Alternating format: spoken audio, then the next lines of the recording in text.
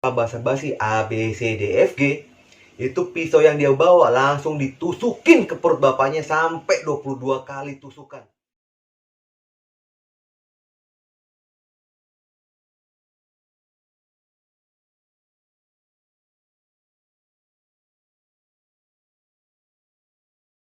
Halo guys, balik lagi dalam channel gua. Untuk video gua kali ini, gua pengen ngebahas tentang psikopat. Jika kalian mendengar psikopat, pasti dalam pikiran kalian tuh kejam dan segala macam. Ya, benar seperti itu. Tetapi ini psikopat baik. Seperti apa kisahnya? Yuk, mari kita simak. Oke guys, sosok yang kita akan bicarakan ini bernama Pedro Rodriguez Filho. Dia dilahirkan 17 Juni 1954. Digambarkan keluarga mereka itu ayah dan ibunya itu selalu berantem. Dan bapaknya itu sifatnya temperamen dan selalu KDRT kepada ibunya. Ketika Pedro dilahirkan, dia menderita memar di otak. Itu diakibatkan bapaknya dan ibunya ketika sedang berantem, bapaknya menendang perut ibunya. Sehingga ketika Pedro lahir, Pedro itu menderita memar di dalam tengkoraknya. Mungkin karena memar di dalam tengkoraknya itu menimbulkan sisi psikopat dari seorang Pedro. Dia mengakui dari masa kecilnya pun dia sudah memiliki hasrat atau keinginan untuk membunuh. Berawal ketika usia dia 13 tahun, terjadilah perkelahian antar saudara, perkelahian anak-anak. Pedro dengan sengaja mendorong saudara laki-lakinya itu ke dalam gilingan tebu. Untungnya saudaranya itu masih selamat. Dan di usia 14 tahun, dia itu mendengar kalau bapaknya itu dipecat dari sekolah atau dari pekerjaannya. Karena pekerjaan bapaknya ini seorang penjaga sekolah. Bapaknya dituduh mencuri makanan dari dapur sekolah. Akhirnya Pedro naik pitam di situ kan. Dia ambil pistol, dia samperin wakil wali kota tempat Pedro berada. Ketemu di balai kota pada saat itu. Gak banyak ngomong, gak banyak ABC. Dia tembak wali kota itu dari belakang. Sampai 3 kali tembakan. Gak sampai di situ aja. Menurut cerita bapaknya, yang mencuri makanan itu penjaga lain. Lalu dia pergi ke sekolah tempat kerja bapaknya itu, dicari penjaga itu. Sama halnya, gak banyak ngomong, gak banyak apa-apa. Langsung dia tembak itu penjaga yang memang mencuri makanan. Ketika sudah membunuh 2 orang itu, si Pedro itu langsung kabur, tepatnya ke kota Sao Paulo. Pada saat itu, kota Sao Paulo itu memang terkenal oleh tindakan kejahatan yang sangat tinggi, seperti perdagangan manusia, narkoba, gangster, dan segala macamnya. Pedro itu kan pada saat kabur itu usianya 14 tahun, dia masih bingung dia harus berbuat apa. Dan dia terus menghidupi kehidupannya itu dengan cara merampok. Tetapi dia bukan merampok orang-orang yang gak berdaya. Dia merampok para gangster, merampok para orang-orang yang melakukan perdagangan manusia. Jadi dia rampok, dia bunuh, dia ambil uangnya untuk menghidupi kehidupannya. Dan pada akhirnya dia ini berjumpalah dengan seorang wanita. Wanita tersebut bernama Maria Aparecida Olympia.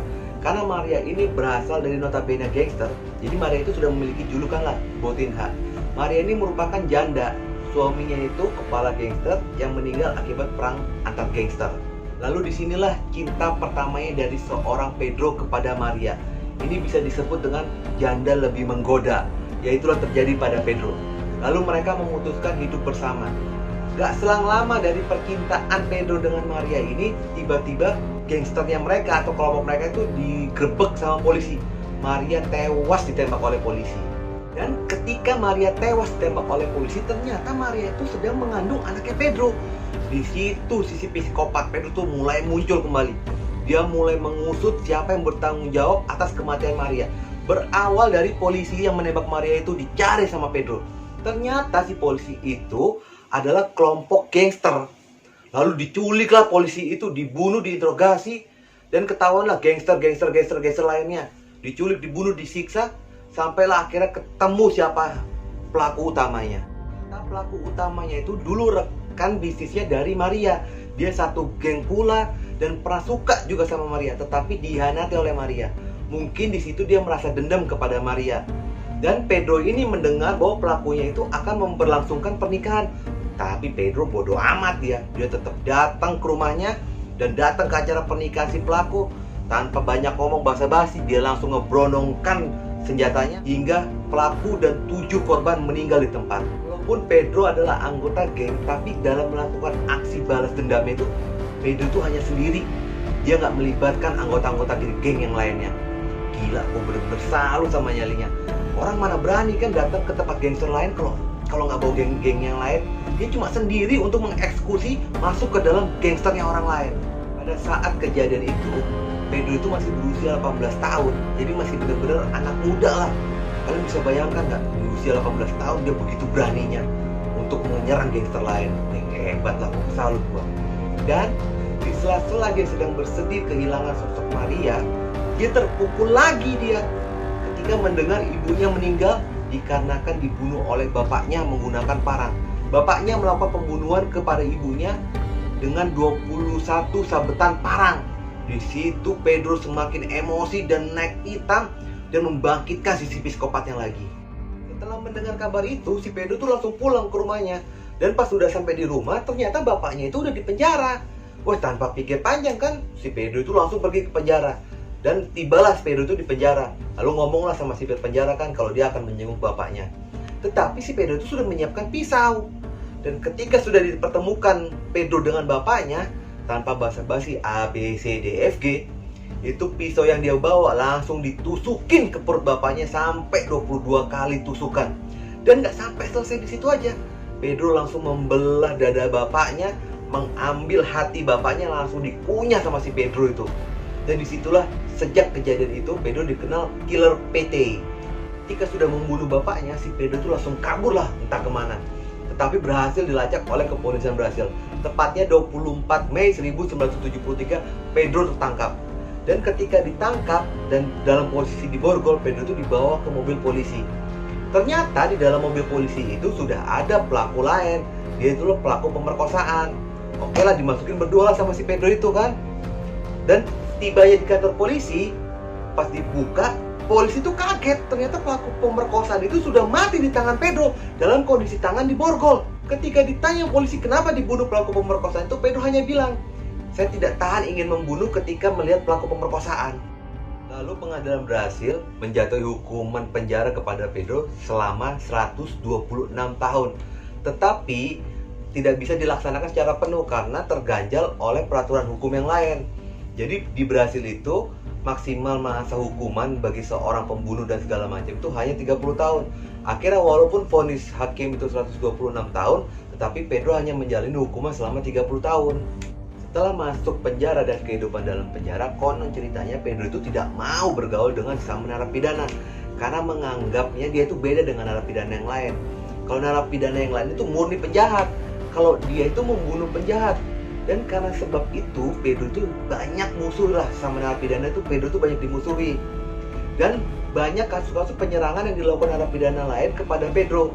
Ada cerita bahwa ada 5 narapidana itu menyerang Pedro, tapi Pedro berhasil membunuh 3 orang dan 2 orang itu dikejar-kejar sama Pedro. Dan total pembunuhan yang terjadi dalam penjara oleh Pedro itu sebanyak 47 orang tahanan dibunuh oleh Pedro. Dan rata-rata itu kasus pembunuhan dan pemerkosaan. Oleh dikarenakan itu, masa hukuman Pedro yang awalnya 126 tahun menjadi 400 tahun. Tetapi kembali lagi terganjal oleh aturan hukum pemerintahan Brasil karena hanya maksimal 30 tahun masa penjara orang di dalam penjara. Lalu karena ada kasus baru, lalu ditambahilah 4 tahun. Jadi total masa hukumannya Pedro itu 34 tahun di dalam penjara. Ketika di dalam penjara, Pedro itu sempat diwawancari oleh beberapa media yang ingin menanyakan motif-motif kenapa begitu banyak pembunuhan yang dia lakukan. Kan total pembunuhan yang dilakukan oleh Pedro itu total itu sekitar 100 orang yang telah dia bunuh. Dan Pedro itu sempat curhatlah kepada media itu bahwa di dunia ini dia merasa dicintai dan disayangi oleh 2 orang wanita, yaitu ibunya dan Maria. Dan merasa terpukul kehilangan ketika keduanya itu meninggal, sehingga membuat sisi psikopat dari Pedro itu muncul lah. Lalu Pedro ini menurut ahli psikiater atau psikolog, Pedro ini dikategorikan psikopat sempurna atau psikopat baik karena dia hanya membunuh penjahat-penjahat tanpa ada rasa penyesalan sama sekali. Gue pribadi ya guys, gue bingung ini memposisikan Pedro ini benar atau salah atau bagaimana, gue masih bingung lah. Satu sisi gue ngelihat, gue ada kesalutan di dalam dirinya Pedro itu karena nyalinya begitu kuat kan, besar banget nyalinya. Dan memang yang dibunuh sama Pedro itu dalam rekodnya itu gak ada orang-orang yang gak berdaya, istilah perempuan atau dia menjara, merampas tuh gak ada. Dan dia itu hanya membunuh yang memang status itu penjahat. Tapi di sisi lain gue lihat yang namanya ngebunuh tetap aja salah apapun alasannya. Jadi gue bingung gue posisinya seperti apa. Ya terserah kalian lah menilainya seperti apa. Itulah guys kisah pembunuh berantai yang dijuluki psikopat sempurna. Semoga kalian bisa mengambil hikmahnya dari kisah ini. Oke guys, jangan lupa ikuti terus video gua.